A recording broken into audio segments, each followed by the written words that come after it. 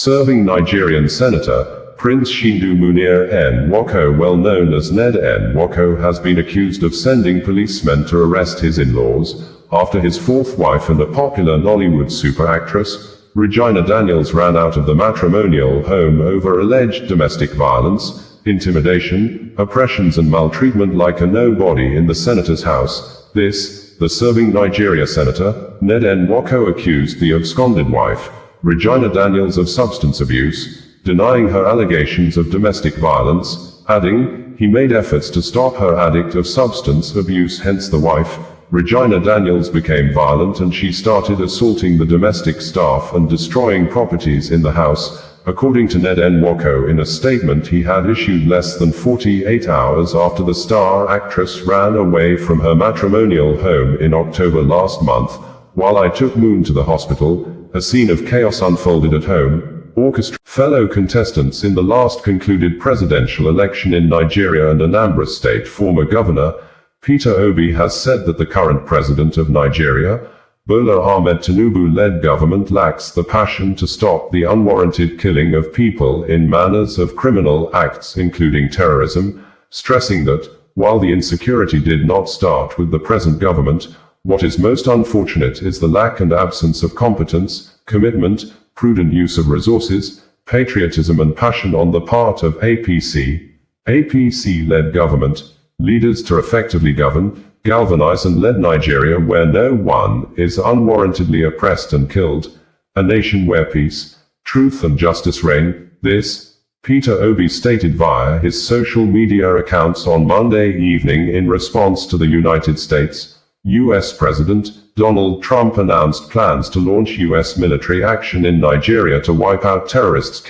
Barrister Jefferson Uwoghiren, a human rights lawyer and a political activist, has said, "Nothing wrong if it takes the intervention of the United States, U.S. President Donald Trump to end the raging fires of insecurity, institutional wickedness and terrorism in Nigeria." The legal practitioner stated this in numbers of posts he published through his personal social media platform since President Donald Trump announced U.S. intention to launch military action in Nigeria to wipe out terrorists killing Christians in the West Africa country, saying, "If America's saber-rattling military threat is the dirty water needed to flush this country clean, or quench the raging fires of institutional wickedness, insecurity, and terrorism, so be it." According to Barrister Jefferson Uwoghiren, dirty water they quench fire. Nobody, yes nobody, deserves to die in the hands of terrorists. If it takes Trump's intervention to Lagos State Command of the Nigeria Police Force has declared the founder and publisher of Sahara Reporters news media, Omiyele Sowore, wanted for organizing protest in Lagos State, which the Lagos State Commissioner of Police, Moshood Jimoh, said Sowore has allegedly committed the offense of breach of public peace, and the police commissioner thereafter confirmed the arrest of 13 persons he described as vagabonds and miscreants as group of people came out on Monday morning to protest against the demolition of their settlements after their houses at the Koka and Ojulari areas of a Warrenshoki community in Kasofe local government area of Lagos State were brought down at midnight on Saturday, hours after the state government announced that it had compensated about 80 property owners on Friday, forcing some concerned citizens to condemn the government for displacing families without a clear plan for relocation and reintegration into the housing system. This, Omiyele Sowore, in and on the Ogun State-born princess, Olatorira Majekodunmi has reacted over the description of Nigeria as a disgraced country by President Donald Trump of the United States, U.S., saying, "The greatest contribution the United States and its allies can make at this pivotal moment is to support the genuine democratic emergence of visionary, credible, and people-centered Nigerian leaders, not the preservation of a kleptocratic status quo that has entrenched poverty, division and despair," calling on the international community for the urgent need to uphold democracy and human dignity amid President Trump's plans to begin U.S. military actions in Nigeria to end the killing of Christians in Nigeria.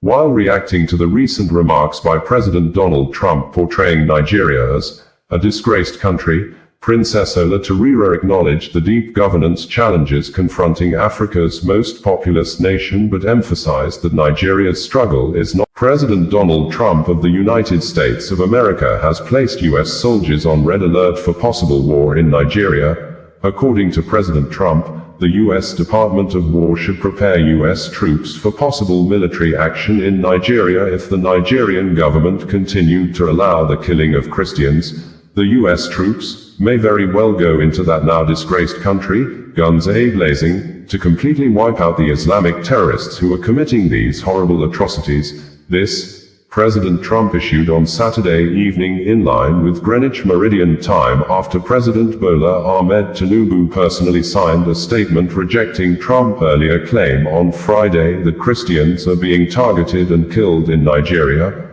Although President Bola Ahmed Tinubu disagreed with Trump, who had described the high level of insecurity in Nigeria as a religious war by Islamic terrorists against Christians, but some Nigerians quickly took to the comment section. Reports on Saturday early morning in the Africa country of Tanzania indicated that thousands of youths in the country have continued mass protest in the Tanzania capital city of Dodoma. Also simultaneously in the country's former capital city of Dar es Salaam, which remains the country's largest city and its main economic hub, while streets in Mwanza, Mbeya, and Arusha have remained occupied by the aggrieved youths who the major opposition political party, Chadema, claimed have been shot at, and over 700 of them have been killed by security operatives since the violent protest erupted in the country on Wednesday over the 2025 presidential election allegedly marred by corrupt practices. But the Tanzania Foreign Ministry dismissed the claim, saying the Tanzania government is not aware of any death recorded or any of the protesters killed, adding, the government has not used excessive force on the protesters. The United Nations, Kingsley Kanunta Kanu, the younger brother to Mazi Nnamdi Kanu, in an ex-post as reshared by Barrister Uwoghiren, the coordinating lawyer for the detained Biafra Republic agitation leader. Mazi Nnamdi Kanu has given reasons why his elder brother had continued to defend himself on the ground of no case submission, saying, the federal government of Nigeria, who made the accusations and filed the terrorism charges against the Biafra leader, has not been able to pinpoint any aspect of the Nigeria laws that should warrant his brother, Mazi Nnamdi Kanu, to enter defense, citing several court rulings that invalidated the federal government accusations against the detained Biafra leader. This, Kingsley Kanunta Kanu stated in reaction to the commentary of Dr. Sam Amadi, published on This Day newspaper, after the detained leader of the indigenous people of Biafra, Nnamdi Kanu, on Monday, abandoned his earlier plan to call witnesses in his ongoing trial before. President Bola Ahmed Tinubu of Nigeria has issued a revised policy actions over the 2025 presidential pardons he had earlier granted to 175 persons, some of whom were convicted murderers, deadly kidnappers, which included Maryam Sanda, who had spent barely 6 years and 8 months at the Suleja Medium Security Custodial Center after she was convicted and sentenced to death by hanging over the killing of her husband, Bilyaminu Bello, in Abuja, who she stabbed 3 times repeatedly. President Bola Ahmed Tinubu, in his earlier presidential pardon granted to the 37-year-old convicted and condemned murderer, Maryam Sanda, had asked her to go home free because of her children, but, following public outcry and condemnation, in the revised version of the presidential pardon signed into law on October 21, 2025 and made available to the public by the presidency on Wednesday, October 20, human rights lawyer, Barrister Jefferson Uwoghiren, has condemned and berated the federal government of Nigeria under the presidency of Bola Ahmed Tinubu for arresting, detaining and remanding to Kuje prison, Barrister Uwoghiren, the lawyer to the detained Biafra Republic agitation leader, Mazi Nnamdi Kanu, after Uwoghiren was seen joining the Free Nnamdi Kanu protest in Abuja on Monday, according to the human rights lawyer, who have remarkable experience in fighting against police extrajudicial killing. One notable exception is that a lawyer enjoys less freedom than others to speak publicly about his or her own cases, but not when it involves solidarity marches and protests for his client. The conducts of lawyers and the limit of their professional duties is the kernel of the alarming accusation by the presidency yesterday against the lawyer of Mr. Nnamdi Kanu and his subsequent arrest by the police for his presence at a scene in Abuja, where protesters were marching peacefully demanding Nigeria Police Force, NPF, under the leadership of the Inspector General of Police, IGP Kayode Egbetoken, who is currently in the United States, US, attending the International Association of Chiefs of Police, IACP annual conference in Denver, Colorado, USA, alongside other senior police officers, has warned troublemakers to resist the temptation of hijacking the Free Nnamdi Kanu protest slated to hold today across the West Africa country by the organizers and other group of Nigerians to demand the release of the detained Biafra Republic agitation leader, Mazi Nnamdi Kanu. Also,